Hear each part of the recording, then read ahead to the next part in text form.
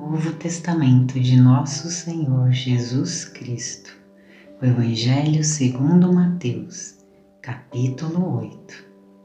E descendo ele do monte, seguiu uma grande multidão. E eis que veio um leproso e o adorou, dizendo: Senhor, se quiseres, podes tornar-me limpo. E Jesus, estendendo a mão, tocou-o, dizendo: Quero, sê limpo. E logo ficou purificado da lepra.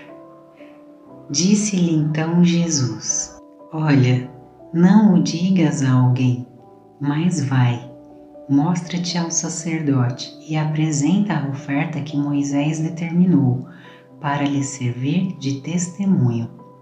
E entrando Jesus em Cafarnaum, chegou junto dele um centurião, rogando-lhe e dizendo: Senhor, o meu criado jaz em casa, paralítico e violentamente atormentado. E Jesus lhe disse: Eu irei e lhe darei saúde. E o centurião respondendo disse: Senhor, não sou digno de que entres debaixo do meu telhado, mas dize somente uma palavra, e meu criado há de sarar. Pois também eu sou homem sob autoridade, e tenho soldados às minhas ordens, e digo a este: vai, e ele vai, e ao outro: vem, e ele vem. E ao meu criado: faze isto, e ele o faz. E maravilhou-se Jesus ouvindo isto, e disse aos que o seguiam: Em verdade vos digo, que nem mesmo em Israel encontrei tanta fé. Mas eu vos digo que muitos virão do Oriente e do Ocidente, e assentar-se-ão à mesa com Abraão e Isaque e Jacó, no reino dos céus. E os filhos do reino serão lançados nas trevas exteriores. Ali haverá pranto e ranger de dentes. Então disse Jesus ao centurião: Vai, e como creste, te seja feito. E naquela mesma hora o seu criado saiu.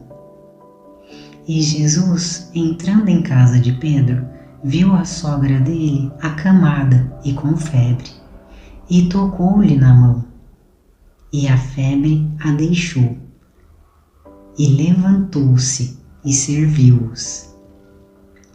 E chegada a tarde trouxeram-lhe muitos endemoninhados, e ele com a sua palavra expulsou deles os espíritos, e curou todos os que estavam enfermos, para que se cumprisse o que fora dito pelo profeta Isaías, que diz: Ele tomou sobre si as nossas enfermidades e levou as nossas doenças. E Jesus, vendo em torno de si uma grande multidão, ordenou que passassem para o outro lado. E aproximando-se dele um escriba, disse-lhe: Mestre, aonde quer que fores, eu te seguirei. E disse Jesus: As raposas têm covis, e as aves do céu têm ninhos, mas o Filho do Homem não tem onde reclinar a cabeça. E outro de seus discípulos lhe disse: Senhor, permite-me que primeiramente vá sepultar meu pai. Jesus, porém, disse-lhe: Segue-me e deixa os mortos sepultar os seus mortos. E entrando ele no barco, seus discípulos o seguiram.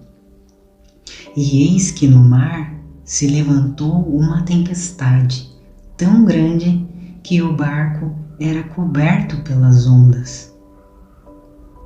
Ele, porém, estava dormindo. E os seus discípulos, aproximando-se, o despertaram, dizendo: Senhor, salva-nos, que perecemos. E ele disse-lhes: Por que temeis, homens de pouca fé? Então, levantando-se, repreendeu os ventos e o mar, e seguiu-se uma grande bonança. E aqueles homens se maravilharam, dizendo: Que homem é este, que até os ventos e o mar lhe obedecem? E tendo chegado ao outro lado, a província dos Gadarenos, saíram-lhe ao encontro 2 endemoninhados, vindos dos sepulcros.